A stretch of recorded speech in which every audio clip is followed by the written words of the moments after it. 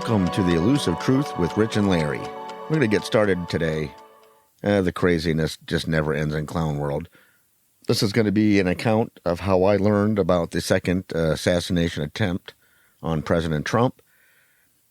Yesterday afternoon, just went to the computer, and this came from Fox Live Now. Breaking news. Check it out. Some breaking news that we want to get to right now, and that is this. I'm going to share with you some tweets right here as we're learning that multiple shots were fired at Trump National Golf Course. The Trump-Vance campaign saying that, quote, President Trump is safe following gunshots in his vicinity. No further details at this time. That's from Stephen Chung, who is the Trump campaign communications manager, learning a little bit more information from a reporter at Politico as she was sharing that this happened at the Trump National Golf Club in West Palm Beach, where Trump is golfing today. So we're working to gather additional information, but I did want to share that breaking news with you at 2:41 Eastern, 11:41 Pacific, as the Trump campaign has sent a statement saying that President Trump is safe following gunshots in his vicinity. No further details at this time. According to a Political reporter, former President Trump was golfing at the Trump National Golf Club in West Palm Beach. No further details available at this hour, including who was firing the gunshots, whether that person was apprehended. We do know that former President Trump is safe following gunshots in his vicinity. And it's also unclear as to whether former President Trump was the target or whether gunshots were fired near him. However, I did want to share that breaking news with you as we continue to gather additional information. The Trump campaign communications director saying no further details at this time. However, sharing that President Trump is safe following gunshots in his vicinity. We're continuing to follow this breaking news very closely, hoping to learn more information from authorities and possibly from the Trump campaign itself as to exactly what unfolded. We do know that he is golfing today at his golf club in West Palm Beach, Florida. It is unclear as to whether there were gunshots fired in the vicinity or actually at former President Trump. We do know that he is safe. So we did want to share that breaking news with you at this hour at 2:43 Eastern, 11:43 Pacific. We do know that he was taking time off from the campaign trail, going to go back on the campaign trail this coming week.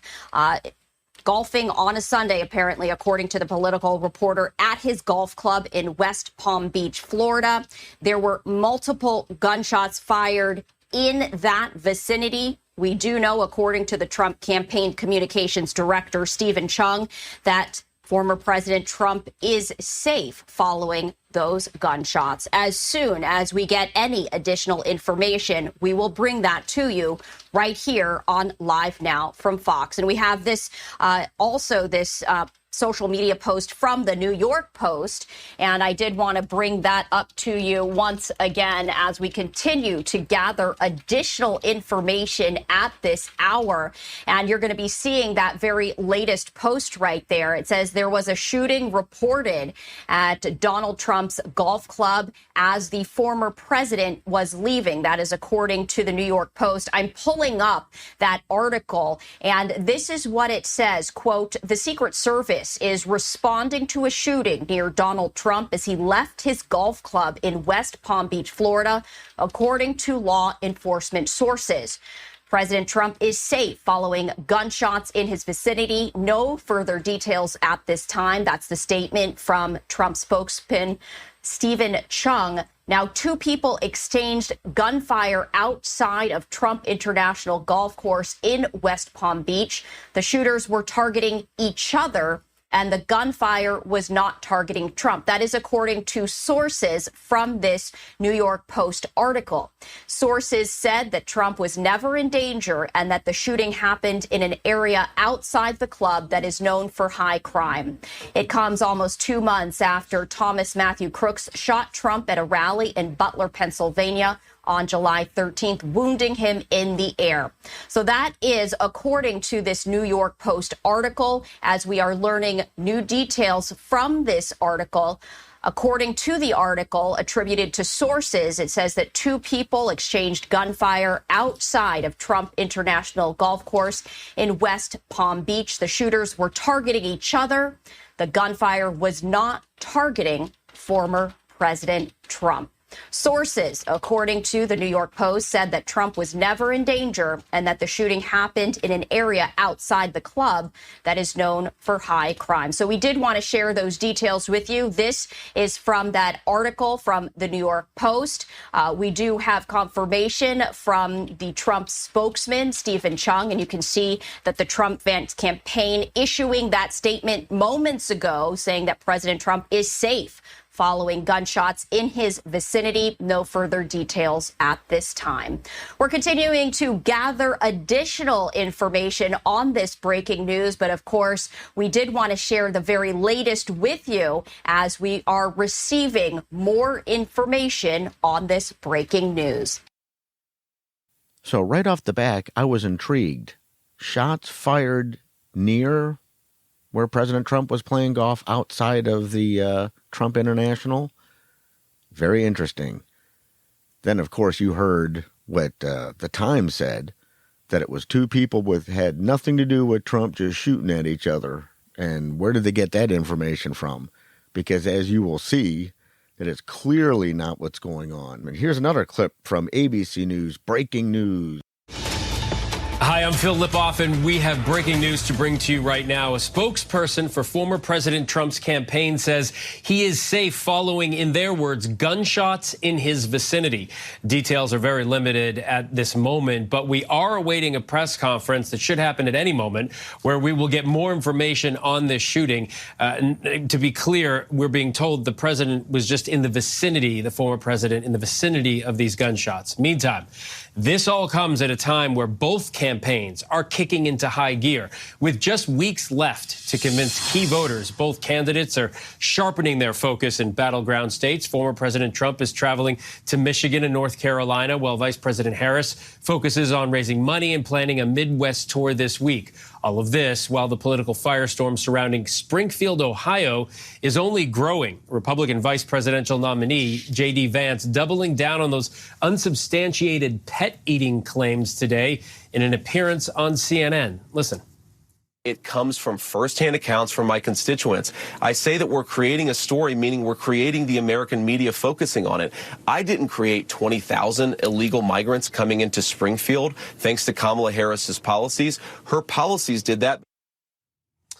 Earlier today, Ohio Governor Mike DeWine defending Haitian immigrants living there in Springfield in an interview with our Martha Raddatz on This Week. We need to focus on what is important. What is important is that we get primary care health to everyone in a very growing city, that we do other things in regard to housing. These are kind of basic things that we need to do. We need to focus on those and not this discussion about Haitians eating dogs. It's just not helpful. And again, these people are here legally. They're here legally.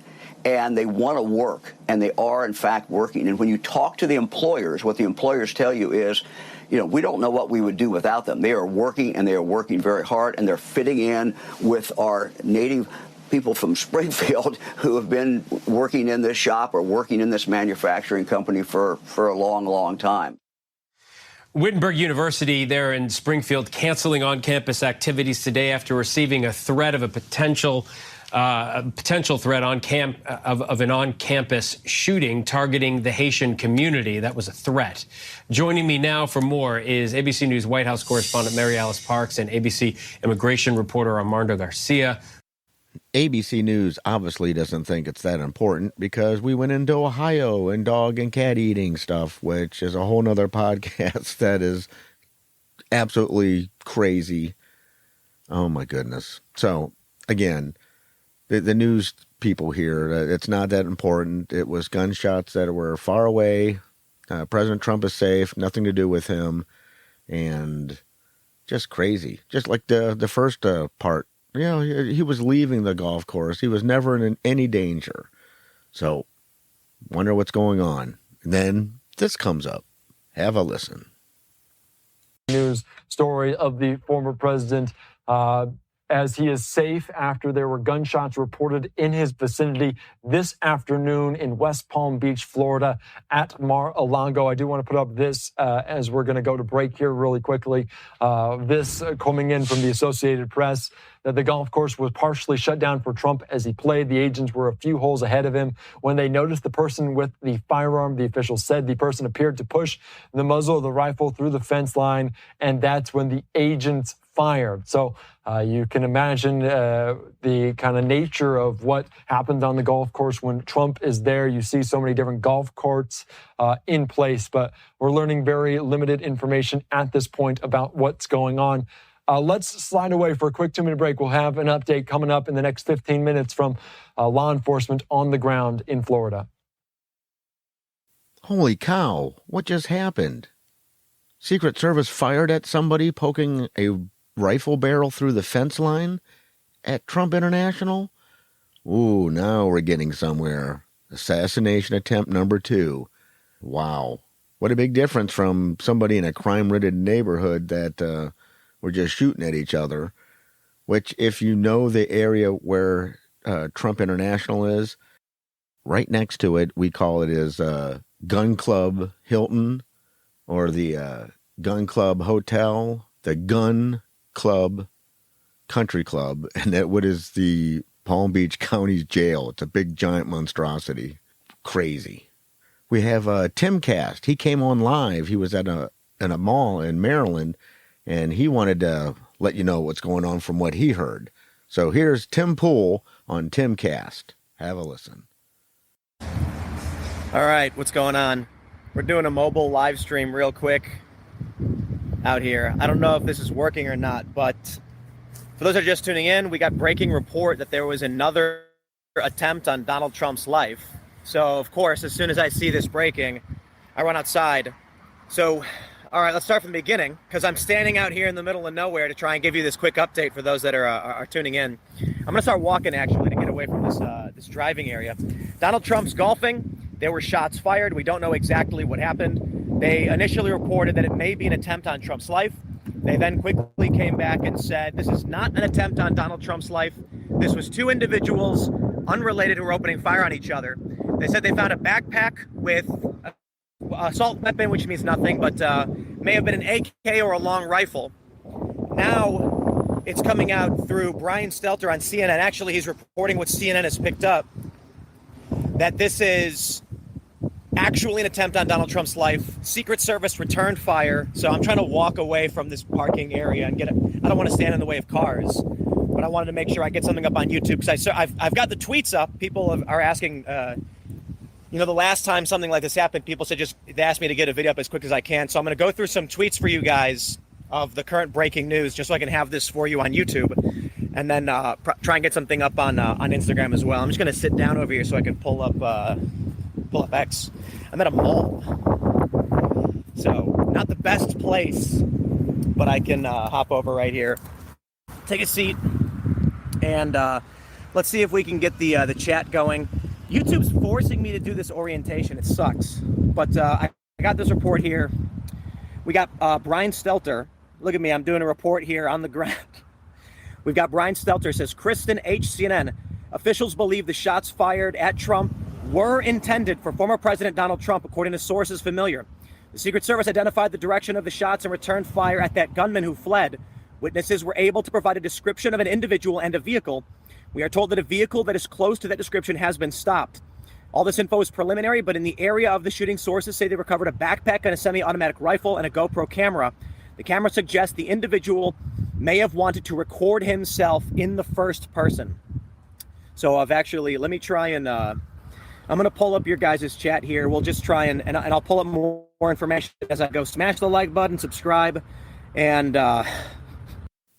Amazing how a YouTuber has more information, more accurate information than the big news media that controls us. What do you think of that? Check out Tim Pool, the Timcast. Awesome. He's got some information and he's spot on. This was, like I said, breaking news, and he was at a mall and he had to come out and give us some info. But it shows that his info was more correct or more accurate than what the media was putting out. Now, all of a sudden, we actually have a news conference. So here is the news conference yesterday from the Palm Beach County Sheriff's Department. As you can see, they're waiting on law enforcement, Secret Service agents to step up. Of course, we are streaming this live, raw, and unfiltered of this moment. The FBI says they are investigating what is an assassination attempt against Trump, the second in 2 months. Ken, let's bring you right back into the conversation. I know you're still tuning in. We'll take you on to this press conference as soon as it happens. But now we hear the FBI saying this is an assassination attempt of the former president, Donald Trump. What do we make of this? What criteria does it qualify as an assassination, and how big of a development do we hear from the FBI right now?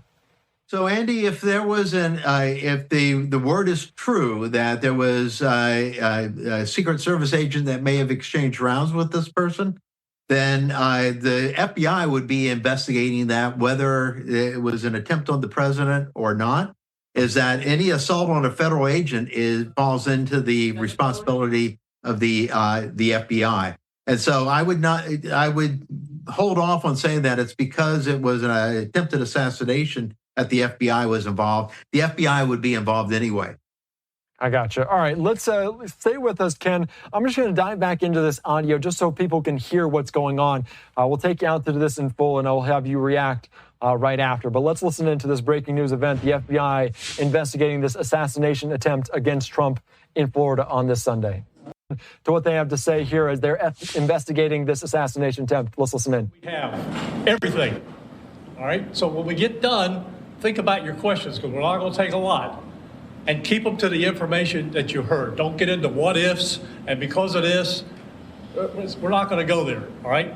So keep that in mind, and we'll be good. So here we go. All right. 1:30 this afternoon. Call came out, shots fired. That was called in by the Secret Service. Because we're in constant contact with them all the time, we were notified of that, and we had units here that immediately sealed off the area.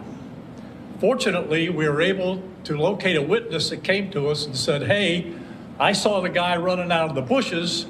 He jumped into a black Nissan, and I took a picture of the vehicle and the tag, which was great. So we had that information. Our real-time crime center put it out to the license plate readers. And we were able to get a hit on that vehicle on I-95 as it was headed into Martin County. We got a hold of Martin County Sheriff's Office, alerted them, and they spotted the vehicle and pulled it over and detained the guy. After that, we took the the witness that witnessed the incident, flew him up there, and he identified as the person that he saw running out of the bushes and jumped into the car. Now, in the bushes where this guy was is a AK-47 style rifle with a scope, 2 backpacks which were hung on the fence that had ceramic tile in them, and a GoPro, which he was going to take pictures of. So those are being processed right now. The Secret Service agent that was on the course did a fantastic job. What they do is they have an agent that jumps one hole ahead of time to where the president was at. And he was able to spot this rifle barrel sticking out of the fence and immediately engage that individual, at which time the individual took off. So that's what we know about the investigation. We have somebody in custody right now that is a potential suspect. We got a little bit more work to do on it. But as we usually do, as soon as we decide that we're going to book him into the county jail and the charges that he's going to be booked into, we'll get those to you, and we'll get a picture of him, and we'll get you his background. So now I'm going to turn it over to the representative of the Secret Service, and he's going to make a brief statement. Hi, good afternoon, everyone. I first want to thank all of our law enforcement partners, to include the Palm Beach Sheriff's Office and the Martin County Sheriff's Office, for their involvement today. Former President Donald Trump is safe and unharmed following a protective incident shortly before 2 p.m. on Sunday at Trump International Golf Club at West Palm Beach. The U.S. Secret Service personnel opened fire on a gunman located near the property line, and this matter is under investigation.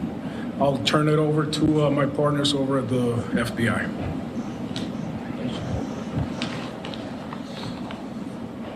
Good afternoon, everyone. My name is Jeffrey Veltri. I'm the special agent in charge of the FBI's Miami field office. The FBI has assumed the role as the lead federal law enforcement agency in the investigation of the incident that occurred earlier today at Trump International Golf Course here in West Palm Beach, Florida. We've deployed a number of resources, including investigative teams, crisis response team members, bomb technicians, and evidence response team members as well. What we need right now is for the public to avoid the area around the golf course. We will continue to support this investigation with the full resources of the FBI, alongside our partners with the United States Secret Service and the Palm Beach Sheriff's Office, as well as Martin County Sheriff's Office and state and local law enforcement. I would ask that if anyone has any information that may assist with this investigation, to contact our tip line at 1-800-CALL-FBI or at tips, that's tips.fbi.gov. Thank you. David?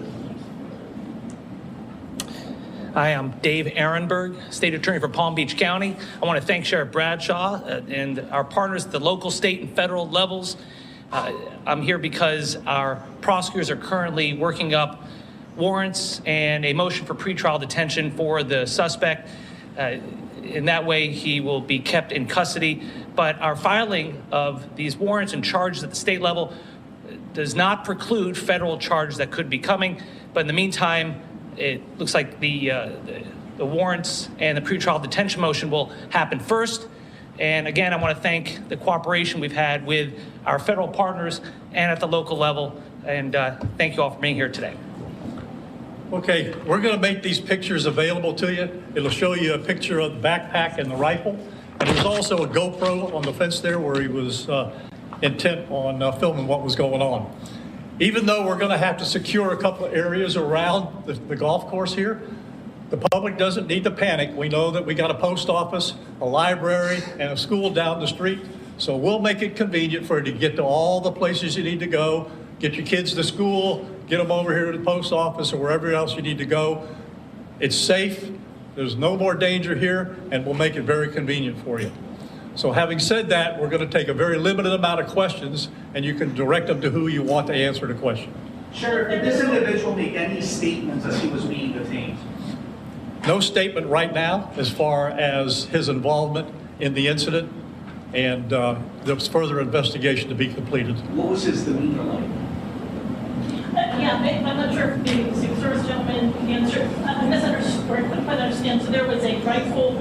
So one of your agents saw on the golf course saw a rifle pointing to a fence. Was it a chain link? Okay, so he saw that, the agent. That is correct. Yes.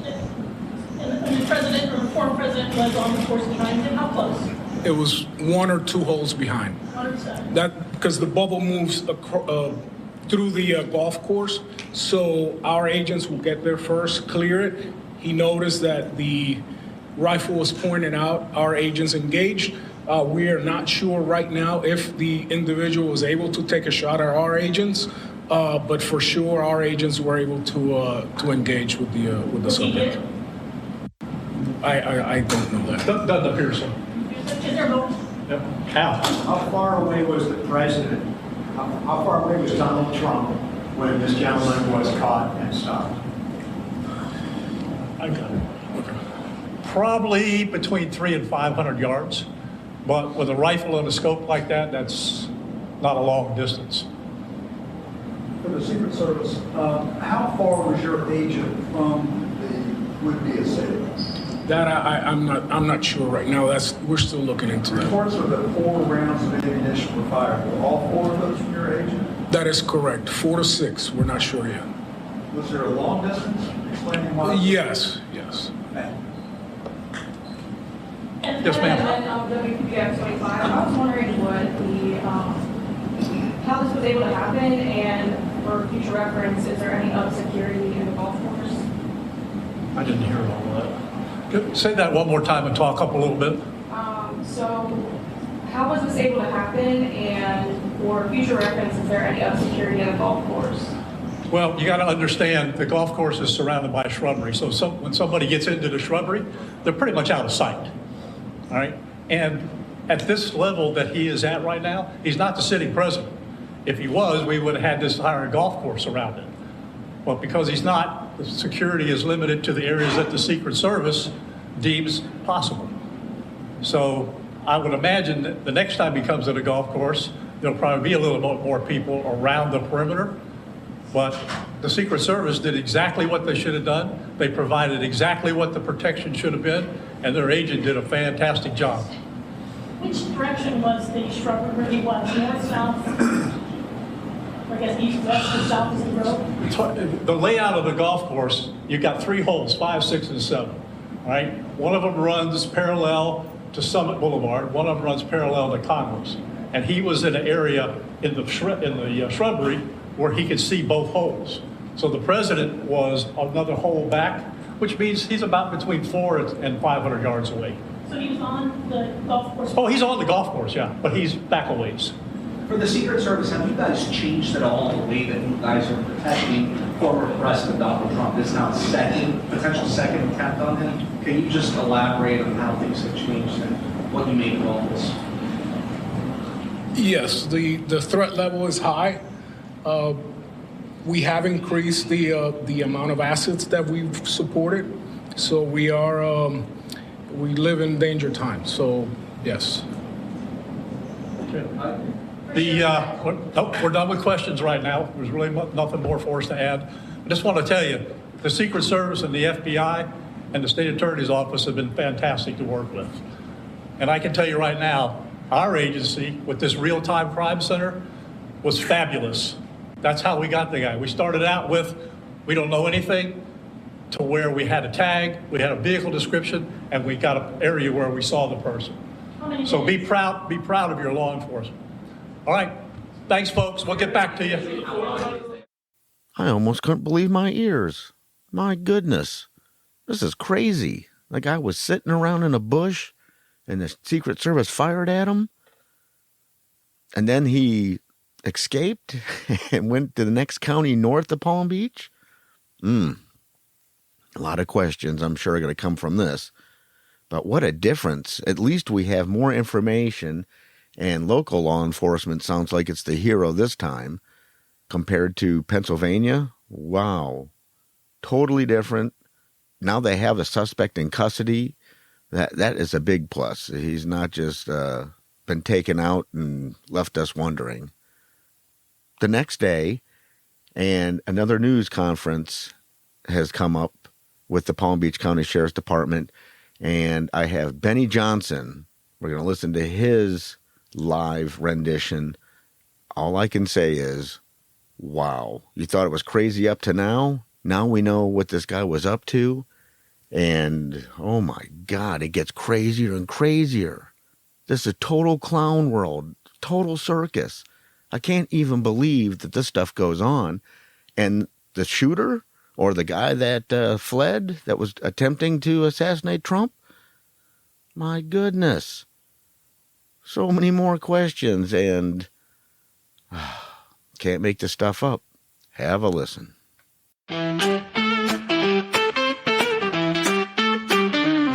If you come back the king, you better get in line. Stand there shaking, waiting for your turn. Behind the old font, just heed this alert. You better finish what you start. The media clouds on for the attack, but I stand 6 feet above the ground, because you can't keep a good man down. Come on, take your best shot. Pump my fist, give me what you got. You can't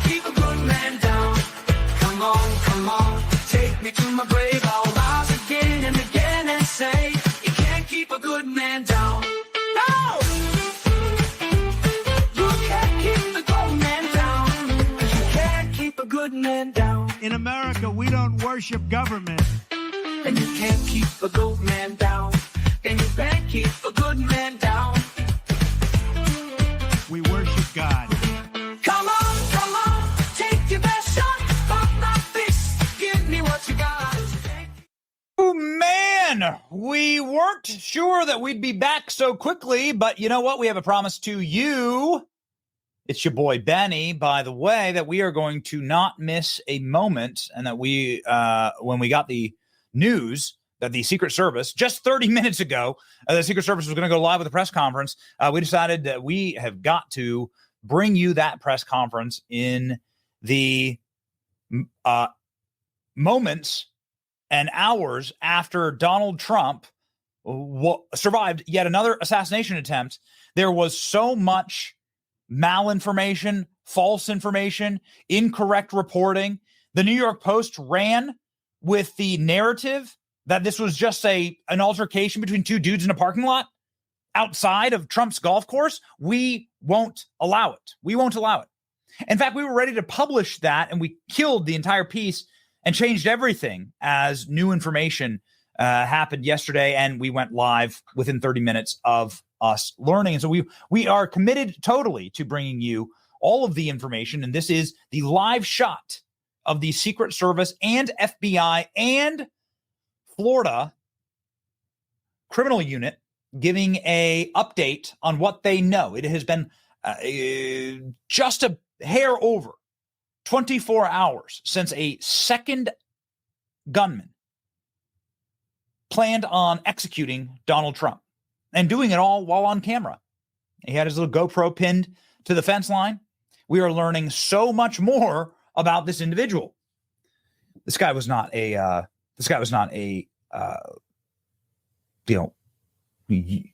strange, cloudy, unsure what his political philosophy was. We don't know where it comes from. We don't know who he is. We know exactly what this guy was all about. He's a ravenous Joe Biden and Kamala Harris supporter. He was frothing at the mouth to keep the war in Ukraine going. He was totally and completely radicalized by the verbiage of the left. He was a Democrat donor.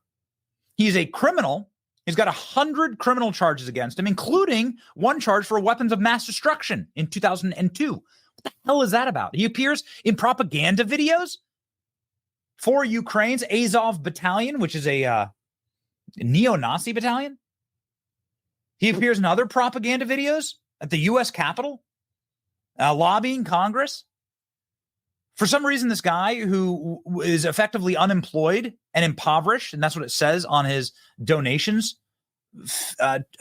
page for Act Blue, that he is not employed. Somehow this guy was able to fly from Hawaii to Florida to D.C. to Ukraine. He has like tens of thousands of dollars worth of airfare. How was this man able to purchase a firearm with such a long criminal record? We don't know. These are questions. Boys, we like in these situations, but they should just go to Palm Beach. They should just get in a car, go to Palm Beach, so that I can ask these questions. These are the questions that I want to ask. How was this guy able to vote? We have his voting record. How was Ryan Ralph able to vote? He voted in the 2024 Democrat primary. This was 6 months ago in North Carolina. Is North Carolina that big of is it that big of a dumpster fire? Or is it? We have no. I mean, there's no hope in North Carolina. Then, I mean, could you imagine who is allowed to vote? If a guy like Ryan Ralph was able to vote, how filthy are the voter rolls?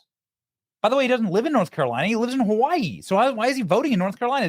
Nothing makes sense. Nothing makes sense, which is why I think it's really important to have broadcasts like this. Let's pop up the screen. You can see here, we're monitoring right now. This is the shot. It's from the Sheriff's Office of Palm Beach County, Florida. This is where the crime occurred. The Sheriff's Office of Palm Beach County, Florida is going to be a joint press conference. The FBI, the Secret Service Director, Ronald Rowe is his name. This guy met with President Trump today. And this guy's now meeting with Donald Trump. We have news from Ron DeSantis. Sure, boys, you've loaded up this clip, yeah? We have Ron DeSantis news. Ron DeSantis has said that he is going to be taking the investigation from the federal authorities and is going to be doing his own state investigation, ladies and gentlemen. And we can see here, actually, people are filing in to stand behind the speakers. You know, we got a very interesting situation here where I think the entire eyes of the world are going to be on this news moment, and the cameras are all black. Okay, here we go, ladies and gentlemen. This is what we can see so far. Apparently, the Secret Service Director Ronald Rowe will be here. Will he be explaining how the gunman was able to purchase an AK-47 style rifle? Nobody yet has been able to explain to me how this guy was able to purchase a rifle with such a long criminal history, how he was able to vote in the elections with such a long criminal history. And there he is. Here we go. We, meaning the gentlemen that are up here, which is the U.S. Attorney, FBI, Secret Service, we're going to give you everything that we have.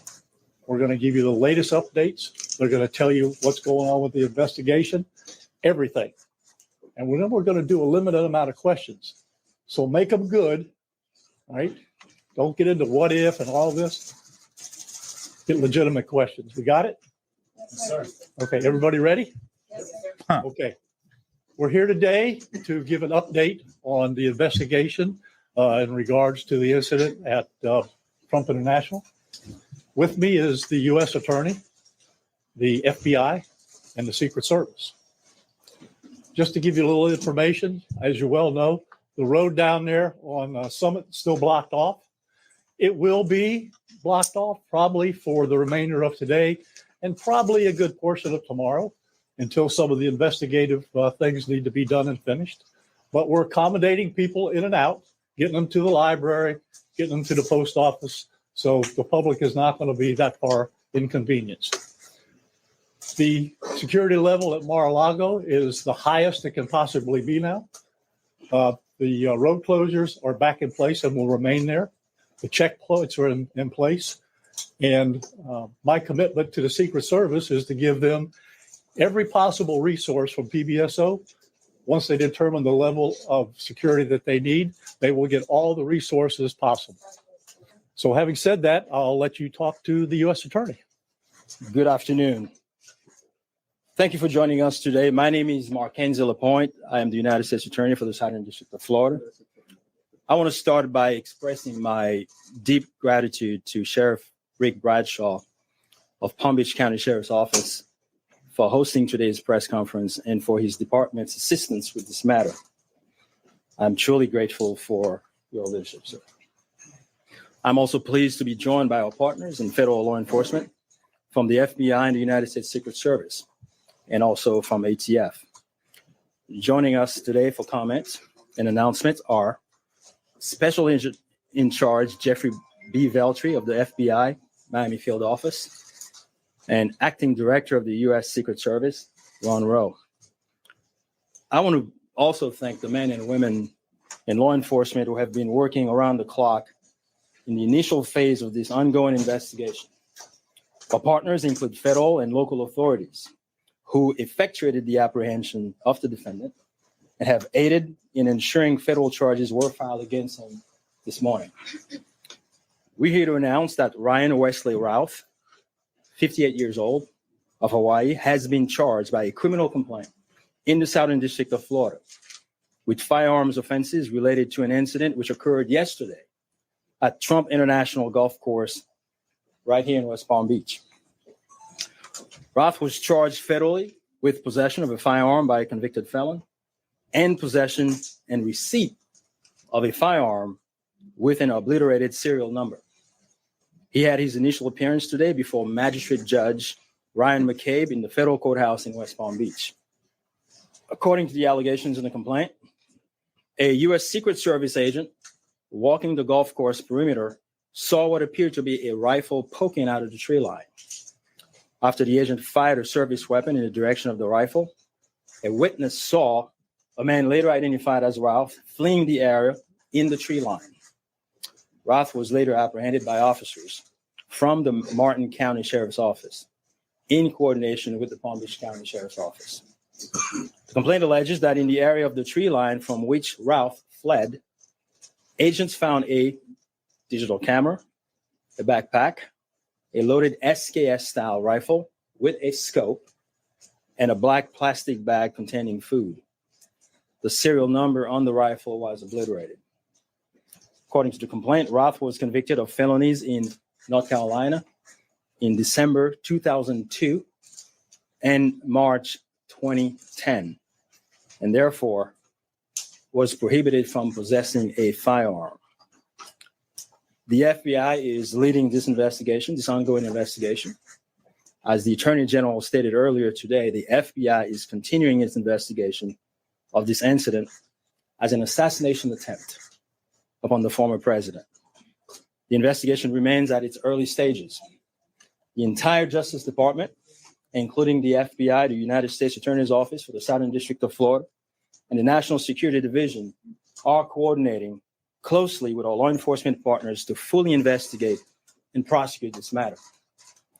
The charges we're announcing reflect the strong collaboration of the agencies represented here.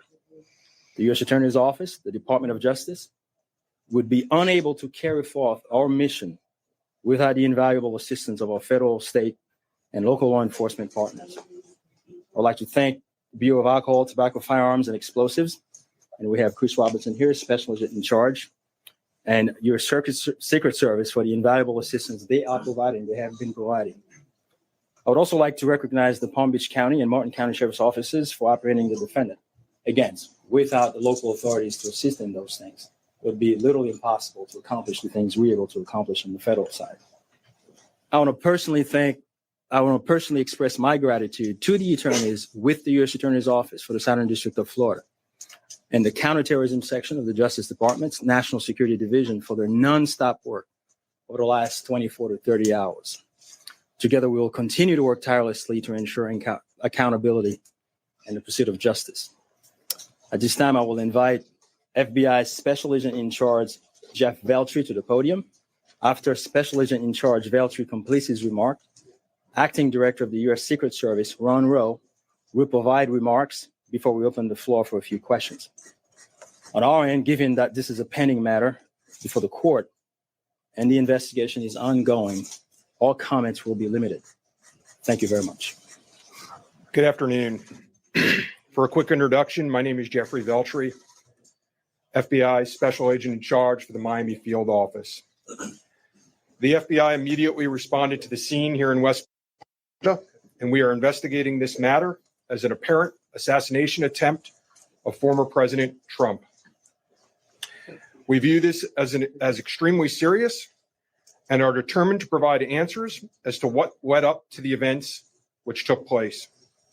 I want to emphasize we're just a little over 24 hours into this investigation, so we're going to provide as much as we can publicly while our investigation is still ongoing. We must also stress that the United States Attorney's Office is pursuing charges, and that limits some of the details that we can discuss. In the last 24 hours, the FBI and our partners have been dedicated to investigating the incident and utilizing all available resources.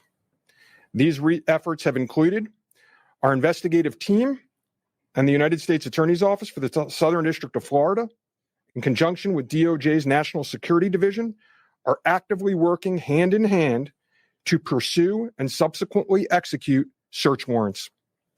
Thus far, the warrants include a video recording device, subjects' cellular devices, a vehicle, and other electronic devices located at previous known addresses. We are coordinating with the United States Secret Service to complete numerous interviews of agents on scene. We have also interviewed 7 civilian witnesses at the scene, and that is just the beginning. Our FBI's Honolulu and Charlotte field offices have initiated interviews of several family members, friends, and former colleagues of the subject.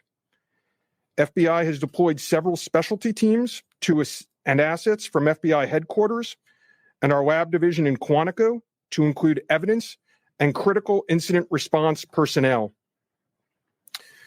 The evidence response team is collecting and processing multiple evidentiary items. These range from the rifle, which is an SKS model with a scope and obliterated serial numbers, to 2 bags, the subject's electronics, and what appears to be ceramic tiles. DNA has also been collected from those items, which are being sent to Quantico for testing.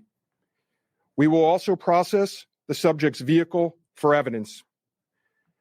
The Cellular Analysis Survey Team, what we refer to as CAST, conducted thorough analysis of the subject's cellular device locations.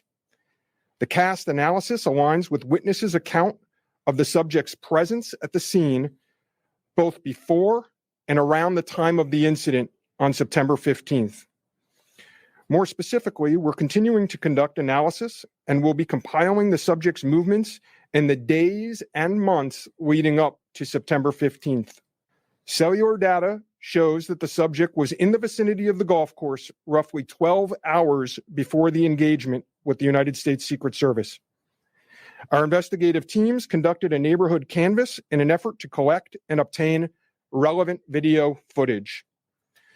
The subject had an active online presence, and we are going through what he posted and any searches he conducted online. In addition, we're going through media reports and public statements he made that he wanted to recruit Afghan soldiers and others to fight for Ukraine. The FBI has sent multiple requests to companies for returns on the subject's phone and social media accounts. We received several returns and are waiting on additional responses from other companies as well. Our investigative team is completing analysis of the returns and actioning leads as needed, and we anticipate continuing until the FBI knows the full totality of the subject's social media presence.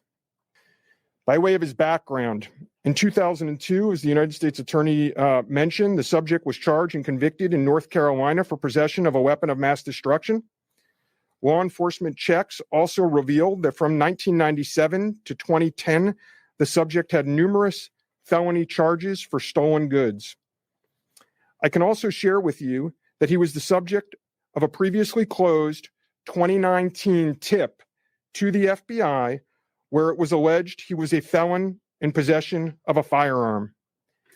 In following up on the tip, the alleged complainant was interviewed and did not verify, I repeat, did not verify providing the initial information.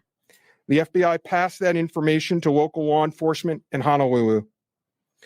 On behalf of the FBI, I would like to thank the Palm Beach County Sheriff's Office and Martin County Sheriff's Office for their incredible work in actioning the witnesses' information and rapidly apprehending the subject.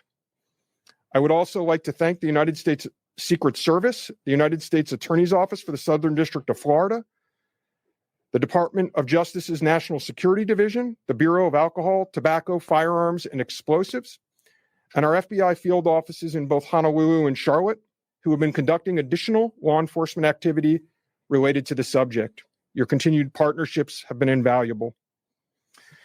Oftentimes in law enforcement, we tell citizens to be vigilant and aware of their surroundings. Yesterday, a citizen provided remarkable assistance, which led to the arrest of this subject. We appreciate the public's diligence in passing potential tips and information regarding the subject and this incident to the FBI. If you have any information, please call 1-800-CALL-FBI or go online to tips, that's tips.fbi.gov. With that, let me turn it over to the United States Secret Service Acting Director, Ron Rowe. So the FBI knew him. The FBI was on the FBI radar. Incredible. Yesterday afternoon, this country was reminded of the heightened and dynamic threat environment the United States Secret Service and its protectees face on a daily basis. Immediately following the assassination attempt of former President Donald J. Trump on July 13th, the Secret Service moved to increase assets to an already enhanced security posture for the former president. In the days that followed, President Biden made it clear that he wanted the highest levels of protection for former President Trump and for Vice President Harris. The Secret Service moved to sustain increases in assets and the level of protection sought. And those things were in place yesterday. At approximately 1:30 p.m., former President Trump was playing golf during an off-the-record movement to the Trump International Golf Course. A Secret Service advance agent supporting the front edge of the agency's layered approach to protection encountered an individual attempting to secrete himself in the wood line. This happened, the alleged gunman was on the public side of the fence near the sixth green. A layered approach of security is integral to the Secret Service's protective methodologies, and it's also the key to our success. As former President Trump was moving through the fifth fairway across the course and out of sight of the sixth green, the agent, who was visually sweeping the area of the sixth green, saw the subject armed with what he perceived to be a rifle and immediately discharged his firearm. The subject, who did not have line of sight to the former president, fled the scene. He did not fire or get off any shots at our agent. With reports of gunfire, the former president's close protection detail immediately evacuated the president to a safe location. The protective methodologies of the Secret Service were effective yesterday. The former president's protective apparatus allowed for the early identification of the threat and led to a safe evacuation. The increased assets directed by President Biden were in place yesterday. These included the counter-sniper team elements, counter-surveillance counter-surveillance agents on the exterior, counter-assault teams partnered with local tactical assets from the Palm Beach County Sheriff's Office, and counter-unmanned aerial system elements. All of these entities were present yesterday. And while all of these assets were in place, as I've said publicly, we must satisfy the basic requirements of the Secret Service's protective methodologies.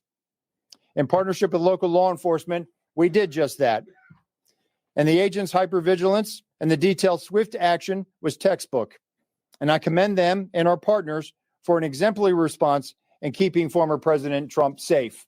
And I will tell you, having served in local law enforcement in Palm Beach County, I can state that I am tremendously impressed and appreciative for all of the efforts of the Palm Beach County Sheriff's Office and Sheriff Schneider with the Martin County Sheriff's Office. But what was critical to this was the quick reaction, the response, the hypervigilance of the men and women of the United States Secret Service, who since July 13th have been rising to meet an unprecedented and hyper-dynamic threat environment. And they are rising to this moment. And I could not be more proud of them and the way they have executed, not only yesterday, but what they're doing today and what they are doing tomorrow and what they will always do, because it is their duty. Thank you. Okay. All right. Well, go slow here, folks. All right. Don't everybody do it at once. Ask who you want to answer the question and then give the question. I have a question for you, Director. Is there any evidence to suggest that the suspect knew that Donald Trump would be on the golf course at that time? And was the golf course searched thoroughly before the former president's arrival? Great. So at this time, it was an off-the-record movement, meaning it was not on the former president's official schedule. And what I go back to is the layered approach. The elements and the methodologies of the Secret Service. There was a front element.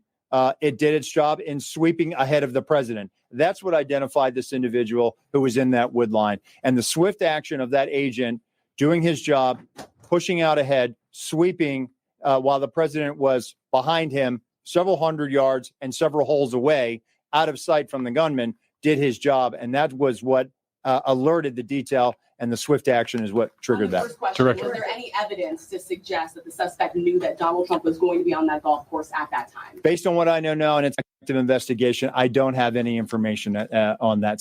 Director Rome. Director Rome.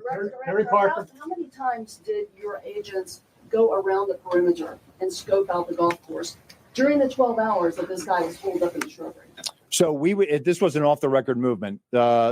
It wasn't a site that was on his scheduled. It wasn't part of his schedule. So there was no posting up of it because he wasn't supposed to have gone there in the first place. Director Rowe, have you briefed former President Trump on your findings so far, and has his campaign asked for any changes in his security going forward after yesterday? So, sorry. So I've had a conversation with the former president. We've explained and we've worked with the campaign. The president is aware that he has highest levels of protection that the Secret Service is providing him. No changes in specific reaction to what we saw yesterday? We constantly evaluate based on threat. And yesterday, what we show is that our agents and our protective methodologies, and there's a lot of tactical assets in place, things that have been put in place as a result of what happened 60 days ago, those elements are working, and that demonstrates the redundancies that we have. And so we constantly evaluate. We'll of course, look at this and see what lessons learned from it. But as of right now, we are constantly evaluating that threat. And if we need to ratchet up additionally, we will. Thank you. Yes, sir.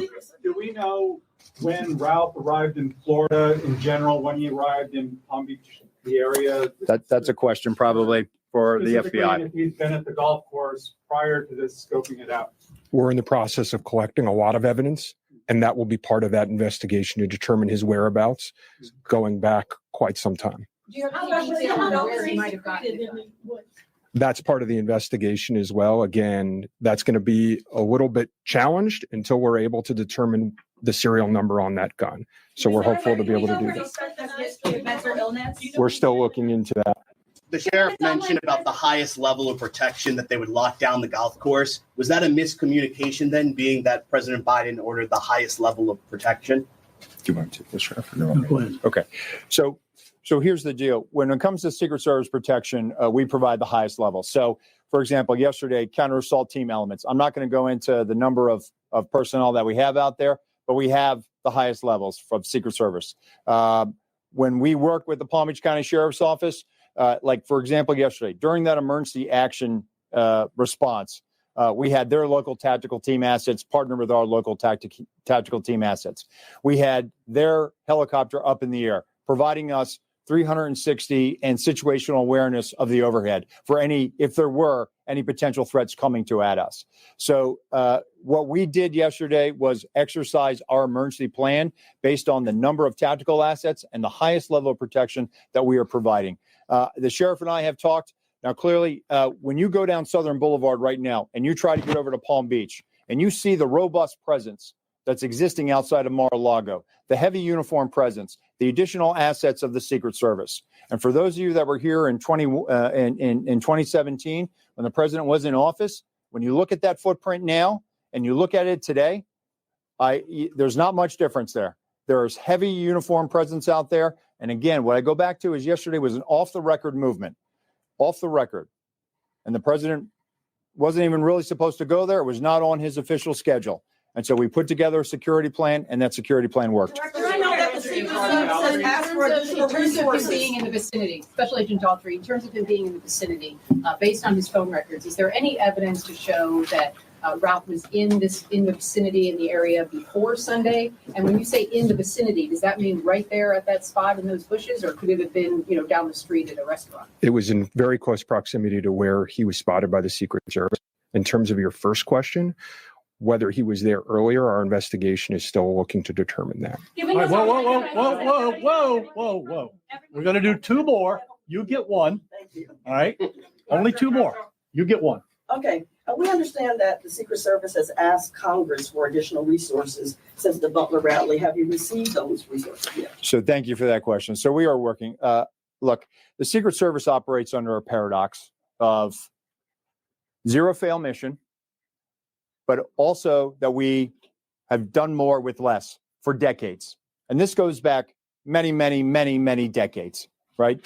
What I can tell you is that we have immediate needs right now, and we have great support, not only from President Biden, and you saw his public statement today, where he said that, he's going to direct his staff to make sure that the Secret Service has the resources it needs. We're having fantastic conversations with members of Congress. I've been up to the Hill last week. We are continuing to have those conversations, but the long and short of it is this. Coming out of Butler, I have ordered a paradigm shift. The Secret Service's protective methodologies work and they are sound. And we saw that yesterday. But the way we are positioned right now in this dynamic threat environment, it has given me guidance to say, you know what? We need to look at what our protective methodology is.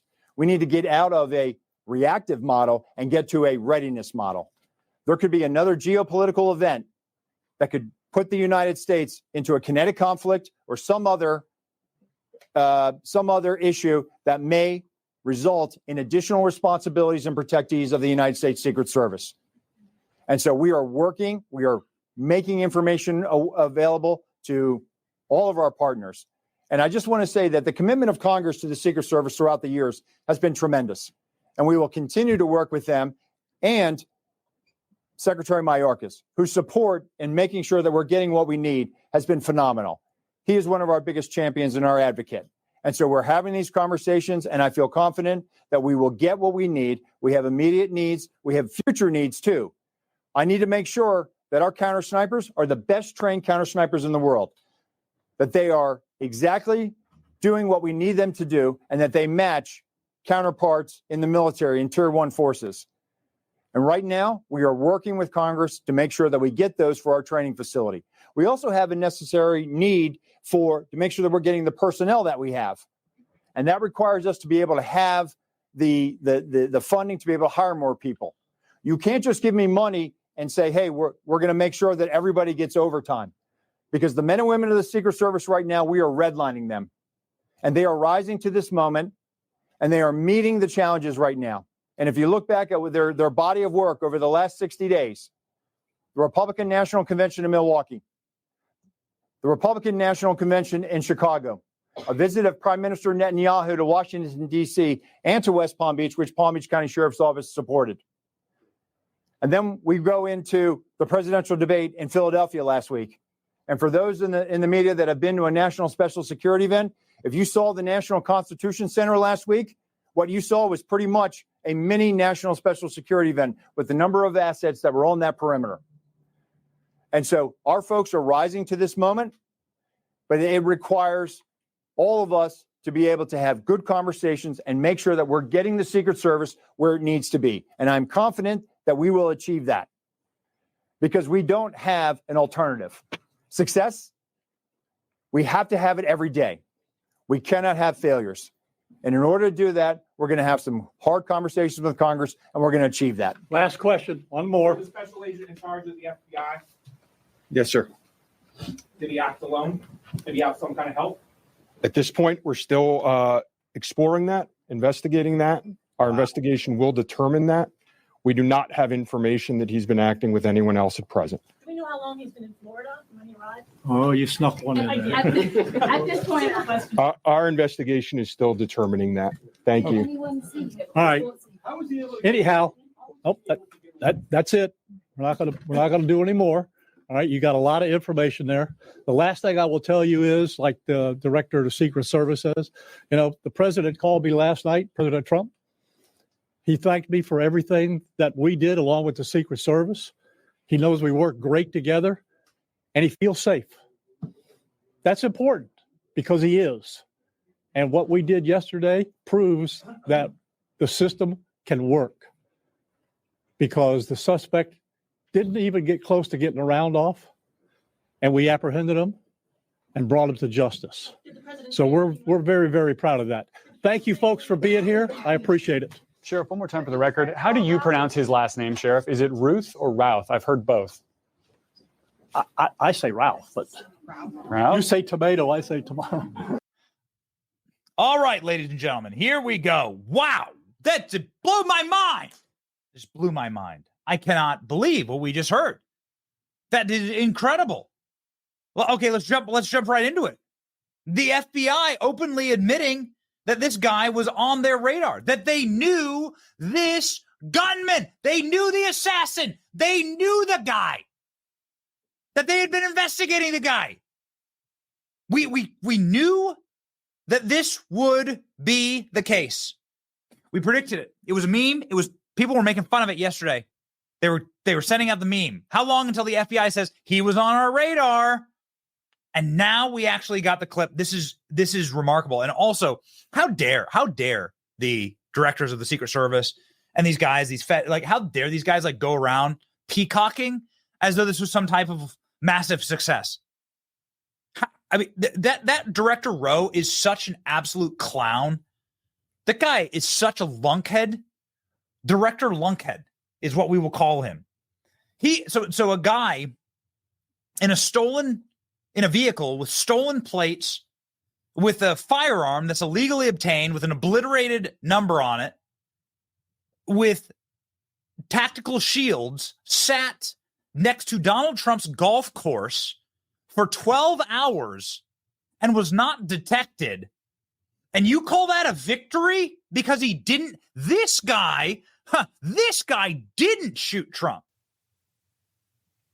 That's what you're like claiming, that you're like cock of the walk, like claiming you're some big boy now. How impressive your work has been. I cannot wait for this guy to resign. I cannot wait for it. Okay, ladies and gentlemen, we just learned so much there. Here we go. The guy was on the FBI radar. By way of his background, in 2002, as the United States Attorney mentioned, the subject was charged and convicted in North Carolina for possession of a weapon of mass destruction. Law enforcement checks also revealed that from 1997 to 2010, the subject had numerous felony charges for stolen goods. I can also share with you that he was the subject of a previously closed 2019 tip to the FBI where it was alleged he was a felon in possession of a firearm. In following up on the tip, the alleged complainant was interviewed and did not verify, I repeat, did not verify providing the initial information. The FBI passed that information to local law enforcement in Honolulu. So the guy who's a felon in possession of a firearm, the FBI got a tip that he was a felon in possession of a firearm. And the FBI couldn't figure out that he was a felon in possession of a firearm. And then that felon in possession of a firearm nearly took Trump's head off. Here is the arrest record of Ryan Routh.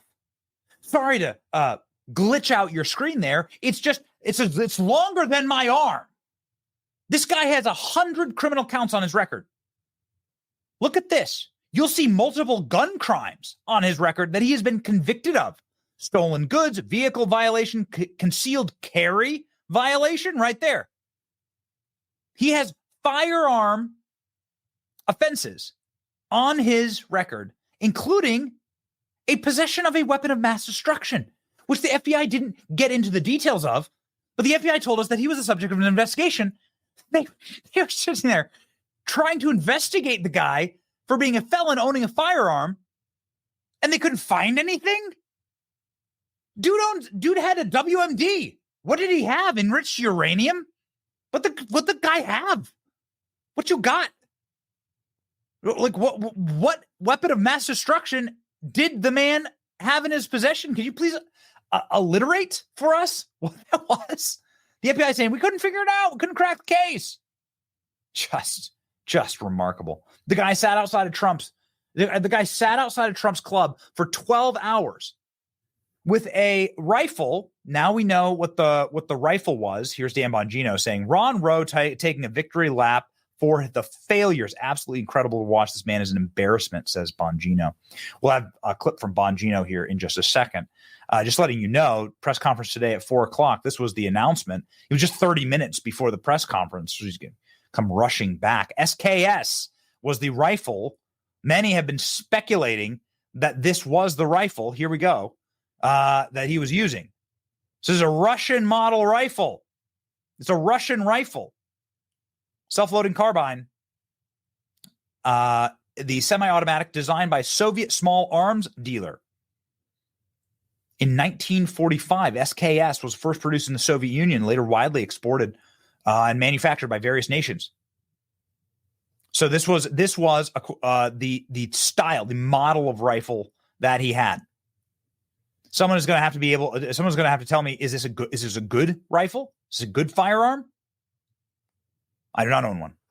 Several ways to mount an optic on an SKS. Not sure what the optic mount setup was. The photo is grainy.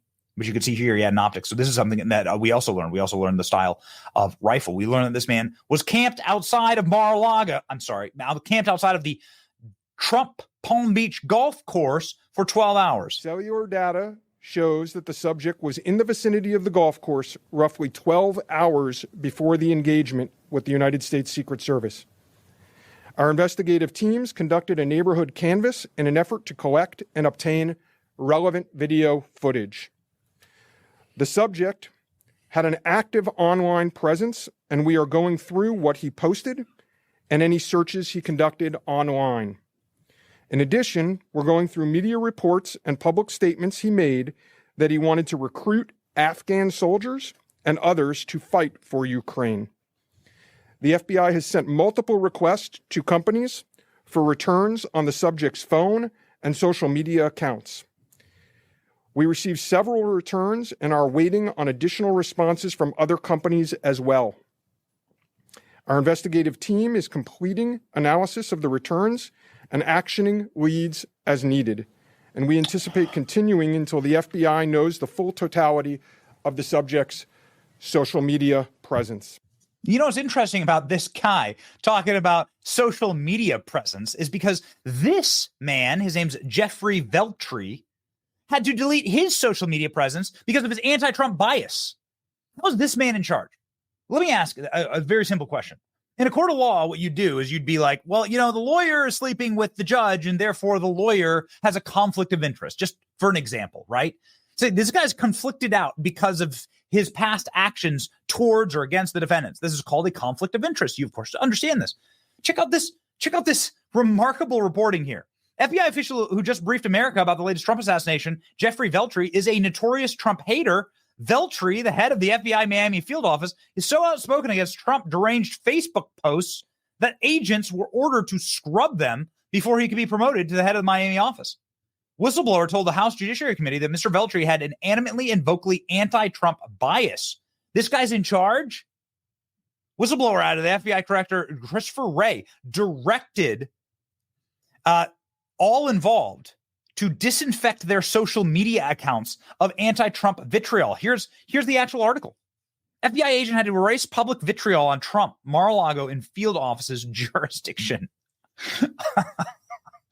And he's the guy briefing us on social media posts that are poisonous and toxic to this report. Just an absolutely remarkable moment here, just so that you guys have a little bit of background on this guy. And this is also the reason why, breaking news, Ron DeSantis, governor of Florida, has announced that he doesn't trust the feds. I've not talked to him yet. I did announce yesterday we're going to be doing a state-level investigation. I understand that the feds are involved, but we do believe that there were multiple violations of state law. We also believe that there's a need to make sure that the truth about all this comes out in a way, that's credible. I mean, I look at the federal government with all due respect to them. Those same agencies that are prosecuting Trump in that jurisdiction are now going to be investigating this. I just think that may not be the best thing for this country. Nevertheless, they have their prerogative, but we have our prerogative. And so we'll be making an announcement further along those lines in the ensuing days. Good. I mean, listen, look at this. Body cam footage already released. Isn't it wonderful? Isn't it wonderful? Can I get some fights in the chat from our members? Isn't it wonderful that we have an agency in the state? Did you take a step back? Have you ever seen a briefing like this on Butler? Have you seen footage like this released from Butler? People had to sue to get footage like this from Butler. Here's the guy getting arrested. Here's the Trump assassin being arrested yesterday. Agencies had to sue to get it. The state of Florida is releasing it, and the state of Florida is doing now 2 press conferences. When was the last time the state of Pennsylvania did a press conference on Trump's assassination? Has there been a single one? Has the state of Pennsylvania, a single time, the governor of Pennsylvania or the government of Pennsylvania done any press conference on Trump assassination in Butler where President Trump ate a bullet in what was intended to be an on-air assassination execution of the president? Got up and did the fight. Have you ever heard from the state agency? I'm very glad. I said this morning. I don't mean to be controversial. I'm just saying I'm very glad this happened in the state of Florida. I'm very glad this happened in a red state where we can actually get some law and some justice. Jeffrey Veltri of the FBI had to scrub his social media because of his anti-Trump vitriol. This is the same agency that raided Mar-a-Lago. They raided Mar-a-Lago. And now they're tasked with figuring out why a man was able to sit outside of Donald Trump's golf course with a firearm in a stolen vehicle with a stolen plate. And, well, he had his GoPro. He had his setup. Hold on. I have his setup right here. Look at this right there. Those of you who aren't in the industry may not know that's a GoPro. That's a camera. In fact, I have a little case of them right here. I have them out just to show you. This is what they look like. What he planned on doing was he planned on world star hip hop going viral by recording his execution of Trump. That's what this is. That's what this is. That's the GoPro right there. While we may not know the model of Soviet-made firearm, we certainly do know our cameras around here. And that's what the man intended on doing. So just in case the the FBI amazes you with their capacity to stop this, here is the federal attorney saying that the firearm was illegally obtained and that the firearm was owned by a felon. And I noticed that they never said that this guy had Joe Biden, Kamala Harris stickers on his cars and is a longtime Democrat donor. Didn't hear that in the press conference. They've seemed to have left that out. We do have that evidence. But apparently he had filed off or obliterated the numbers on his firearm, so it is untraceable. According to the allegations in the complaint, a U.S. Secret Service agent walking the golf course perimeter saw what appeared to be a rifle poking out of the tree line. After the agent fired a service weapon in the direction of the rifle, a witness saw a man later identified as Ralph fleeing the area in the tree line. Ralph was later apprehended by officers from the Martin County Sheriff's Office in coordination with the Palm Beach County Sheriff's Office.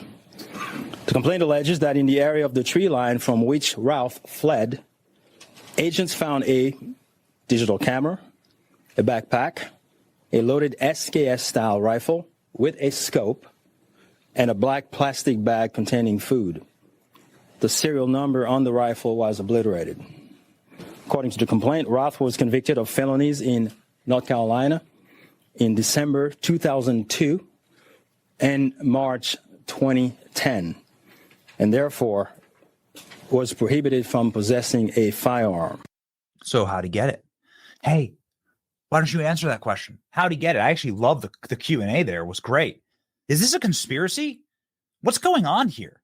Are you did he know? How do you know about Trump's movements? How the hell are you guys peacocking here on what is, again, another massive security failure because the guy had a scope on Trump. The man had a scope on Trump, okay? Just call it what it is. Trump was 300 yards away. The guy had a scope on Trump. Any shooters in the chat? You know that 300 yards is nothing for a guy with a proper scope and a proper setup. I'm not sure this would qualify as a proper setup, but let me tell you what. The Secret Service whistleblowers have said that this was a setup, in fact.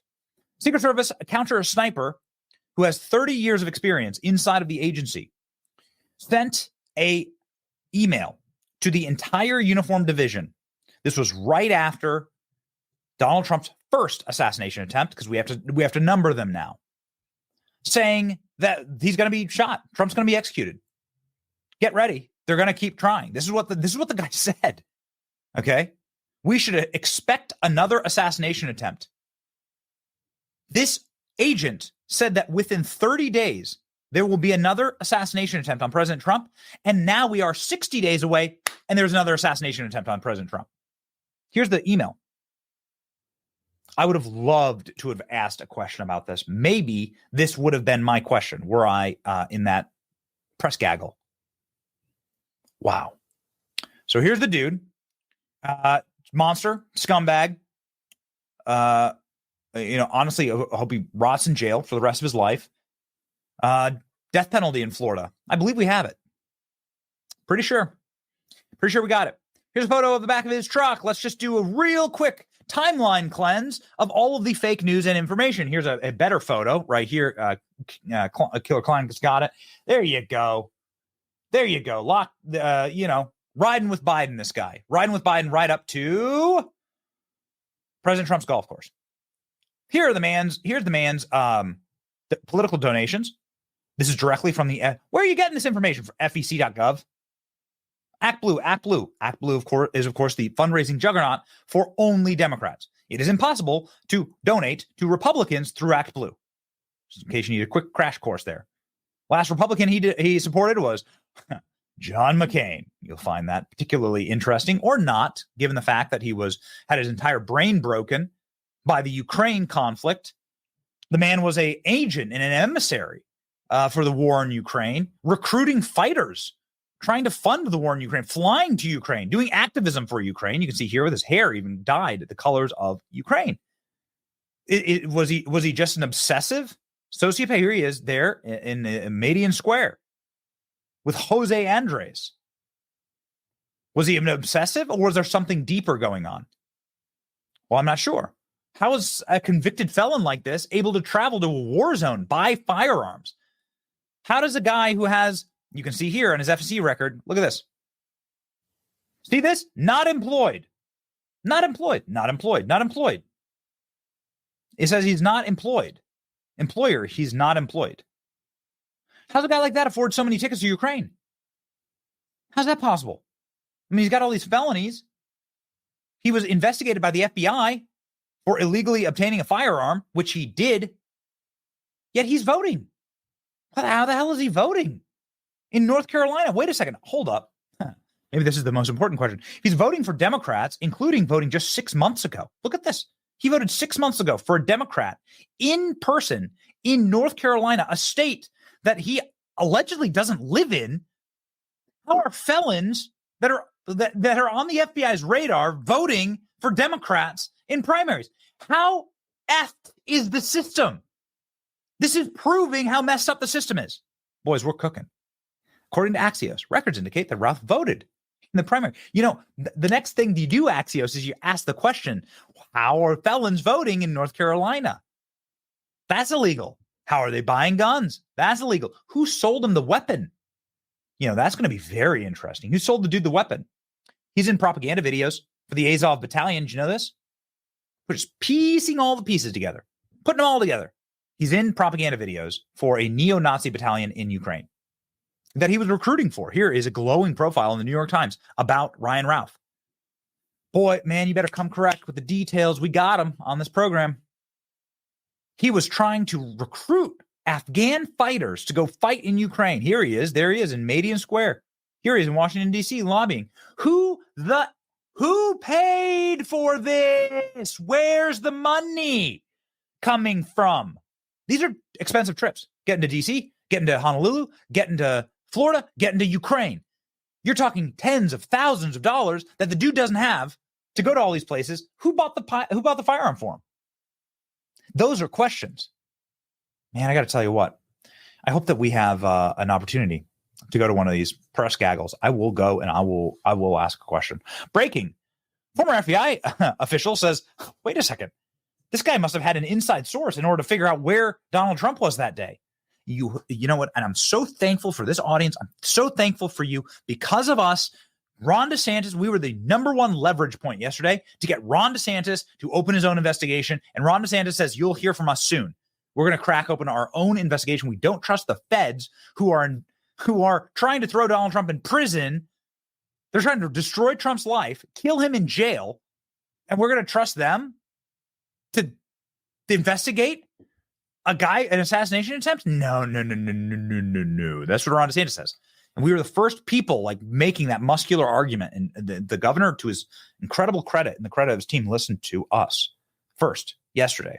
This is the FBI saying, does he have inside information? Because of us asking these questions and because of the chat, because of you, we're getting these questions in the mouths of journalists. And you heard 2 or 3 questions there in the Q&A period where they're like, this was an inside job. How did this guy know? How didn't you detect him? Who was he working with? Who sold him the weapon? These are questions, man. These are great questions. Very encouraged by that. The FBI themselves saying that there was an inside job. Trump gunman Ryan Routh may have had inside information, according to FBI official. He was camped out for 12 hours? Let me ask you a little question here. Why would you camp out of somewhere for 12 hours? Unless you knew an event was going to occur. Where would you camp out for 12 hours? If you want to be first in line for a ticket, first in line at a store, if you want to be first in line for a Trump rally or something, you'd camp out for 12 hours. You'd camp out for 12 hours in front of like an NFL stadium or something because you know a game's going to be played. How the hell did this guy know that Donald Trump was going to go to that club? You know that Donald Trump has like multiple golf courses in South Florida. Donald Trump could have gone to any of his clubs. We've gone to Donald Trump's golf clubs. He could have gone down to Doral in Miami. Donald Trump could have gone to any of these golf courses. How did he know? Why was he camped out at exactly the right one, at exactly the right time, too? Isn't that amazing? Isn't it remarkable, actually? It leads to so many more questions. We're very thankful that the state is releasing this information, although, gotta tell you, maybe somebody should ask Time Magazine what the hell this is about. Why did Time Magazine publish a cover of Donald Trump in danger on his golf course? This is what Time Magazine put up a week ago. Did you just guess? I just guessed. Oh, okay. Got it. Why is it that so many people are able to tie all of these different strings together and predict, just like Alex Jones did just 3 days ago? We have predictions from Tucker Carlson. We have predictions from Alex Jones. We have predictions from Glenn Beck going back a year ago that Donald Trump would have an assassination attempt. But Alex Jones said that Trump was going to get another assassination attempt hours ago, 3 days ago. Less than 72 hours ago, Alex Jones went on Glenn Beck's show and made the prediction they're going to shoot Trump again. Why is it so predictable? What's coming? For America? Yeah, what's coming in the next, with the election? I mean, I can't see a good way that goes, no matter who wins. I can't see, because we no longer have a country where we give each other the benefit of the doubt. We're not going to walk away from this and say, oh, well, that was fair and square. If Trump wins, I can't imagine that the left and the WEF, and with all of the power and money that's at stake, I can't imagine that he makes it to the Oval again. I totally agree. And to answer your key question, I'll have a little bit of time because it's so important, Glenn. I don't say this because it's about me. You ask what's coming if he loses or wins. I didn't tell you about the 5 grand juries they've had open on me trying to indict me for all sorts of little weird business stuff. And they couldn't, by the grace of God. I'm not like John Gotti, hey, you didn't get me. I'm like, I'm innocent. This is crazy. And they're trying that on everybody. So if they're able to steal the election from Trump or kill him, and they already tried, and they killed him because they can see he's even more popular than 2016. And so we need to pray for him. We need to hold him up. We need to support him in all his failings. We're all sinners. And we have to understand that this is the dying of the globalist empire. The old financial bubble's coming to an end. And they tried to kill him because they knew they were going to lose. Now they're going to try even more. He's had multiple plane problems. All this stuff is very serious. And this is why I have empathy, too. If they can get Trump, and he's right when he says they're not trying to get me, they've got to get through me to get to you, you better believe that Tucker Carlson, Glenn Beck, Alex Jones, Joe Rogan's getting more hardcore. Yeah. And I know Joe, and so I'm not going to get into inside baseball, but I know these. RFK. No, RFK. Tulsi Gabbard. They are. I said this before they tried to kill Trump. I said they're imminently going to try to shoot him days before. And I said they cut his security. I was all over that. And I said, folks, if they kill Trump, they're going after, and I said your name. I'm not trying to make this into reality. But I said, anybody they know that will not sell out just because we can't do it. People say, well, you sell out. I can't physically do it. I can't physically shut up. And so I said they're going to go after Tucker Carlson, myself, Glenn Beck, Rogan, RFK Jr., and I don't mean just go after us with the regular stuff. No. Because this is a real criminal regime. And we know the State Department now was involved with the voting machines and getting Bolsonaro indicted and getting Bolsonaro kicked off the ballot. It's all the same. And helping the Brazilian government go after Elon Musk now. Exactly. Oh God, I didn't say Elon Musk. Okay, I'm glad you said that. Yeah. And Elon Musk. This is the order of who they need to get, because this is who's the biggest. And I've said this on air, and it's not about, a weenie measuring contest. In fact, I kind of like to be kind of like not, because they saw me in 2016. I'd like to not be on this list. Exactly. They saw me as the biggest thing other than Trump in 2016. I was not. Your show was bigger. It's not about measuring. It's just true. But they picked me as like the big devil. So it goes Trump and Elon Musk. You can't say who they hate more. I think they're like twin things here, twin stars. And then you've got the Rogans, Glenn Becks, Tucker Carlson's, and then you've got, Alex Jones and the Russell Brands and all that stuff. And of course, RFK's kind of, up there on his own thing, but he's not a direct threat to them, but I think he's pissed them off so much that, Yeah, so we're not up here like saying this like, hey, we're on the, it's like when John Hancock signed his name so big. Oh, he knew what he was doing. And I'm just telling you, this is the game time. So yeah, I mean, well, I'll ask Glenn Beck his own question. I mean, I think Trump's right. We are doomed pretty much. I mean, barring a miracle, we saw a miracle in Butler. I think this is the last exit America can take. If we don't take this exit and turn back to God, turn back to the Constitution, we're done. And we get everything we deserve. Absolutely. And I do think that, you look at the silencing campaign that is going on right now in Brazil, in Europe, in England, and the authoritarian lust for silence from the other side. By the end of the next term, if it is Kamala Harris, I don't think our voices, one way or another, I don't think any dissenting voice is heard. Alex Jones, 3 days ago, on Glenn Beck's long-form podcast, talking about how Donald Trump is going to get shot again. You heard it there. Jones, of course, going off into a much longer, full-throated rant, but saying they're going to get Trump again. They're going to go after Trump again. He survived. It was a miracle in Butler, and they're going to do it again.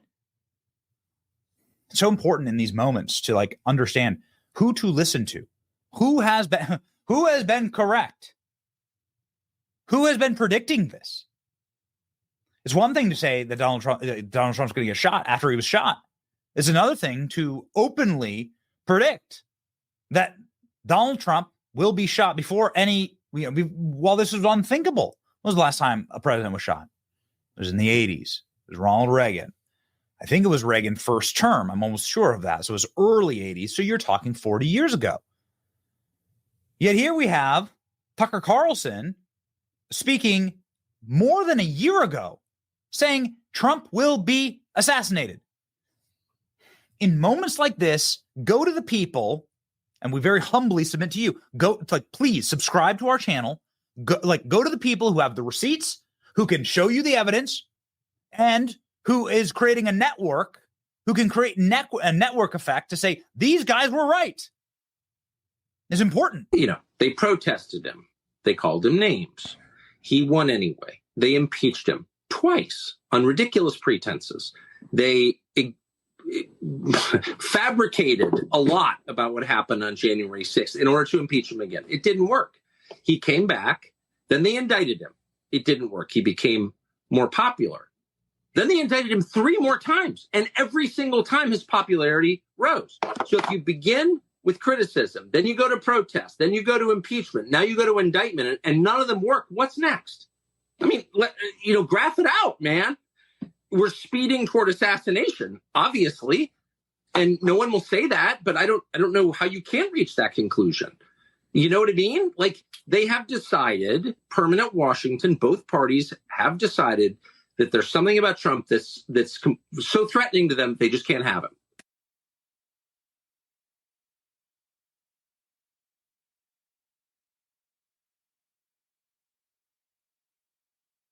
So does any of this sound crazy to you? Just unbelievable. You have Tucker Carlson predicting this. I mean, just crazy. And people accept this, and it's just fine. No big deal. Next, what's going on? people are nuts. So we're almost done, folks. But Benny is continuing. This is much bigger than we even know right now. But let's continue. How did a 20-year-old learn how to build canister bombs by himself? With no search history of that, no military training. How'd this guy get his rifle? You can't just go into a gun store. Let me make that very clear.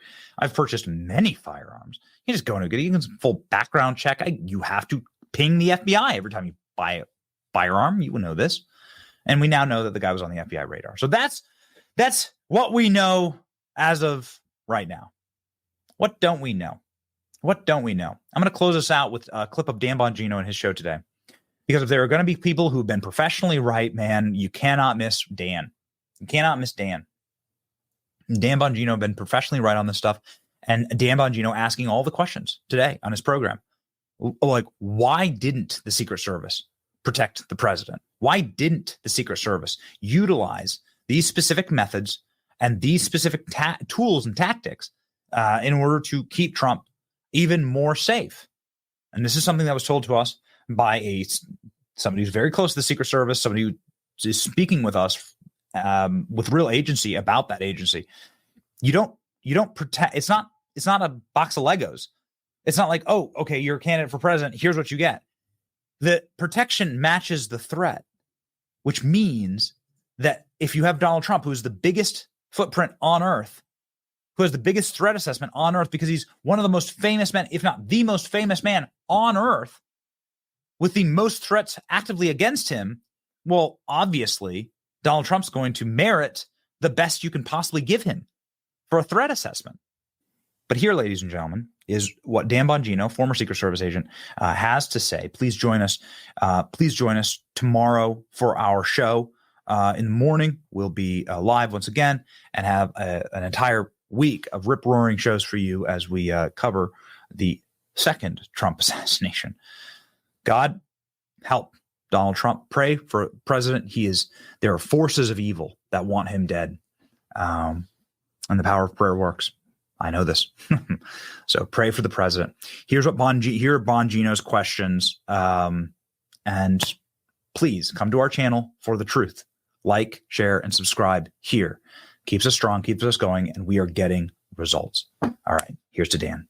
I'm going to ask you again. We got the most threatened man on earth, Donald Trump. It's not even close. I'm going to ask some questions now, some uncomfortable ones. Where were the counter sniper assets? If they were there, what were they doing? Remember the whistleblower memo from Counter Sniper? The Counter Sniper guy? Well, I know who he is. He's a good man. Saying, we don't have enough guys to cover this. You're going to get someone hurt. Folks, where were the Counter Sniper assets to take out a sniper who, again, infiltrated the mid to outer perimeter? Where? Folks, from what we know of early reporting, this guy did not have a ghillie suit on. Do you know what a ghillie suit is? A ghillie suit is a camouflage disguise, which is nearly impossible to pick out. If this subject was sitting in the woodline with a ghillie suit and hadn't poked out the barrel of his rifle, we may be having a different conversation today. Folks, you can get a ghillie suit probably on Amazon or somewhere else, I would guess for a couple $100, maybe less. You think the Iranians aren't thinking of this right now? Where were the counter sniper assets? Were they not given enough? Where were the counter surveillance teams? The counter surveillance teams, these units prowl around the perimeter. Their sole purpose is to find cars that don't belong. Where did this guy park? How did he walk in with a rifle to the fence line? How did nobody see him? How come there were no post standers at each hole? Where was the CSU team? Is anyone in the media going to stop with the victory laps and ask questions? That's your freaking job. If it was President Biden, God forbid, you'd be interviewing this guy's kindergarten teacher right now. Oh, there, look, a ghillie suit right there. How much is it, guys? This is real. They just found this in the seconds. Here's a ghillie suit for adult XL, $25. On sale, folks. Imagine him in a ghillie suit. Would have been smarter. President Trump be dead right now.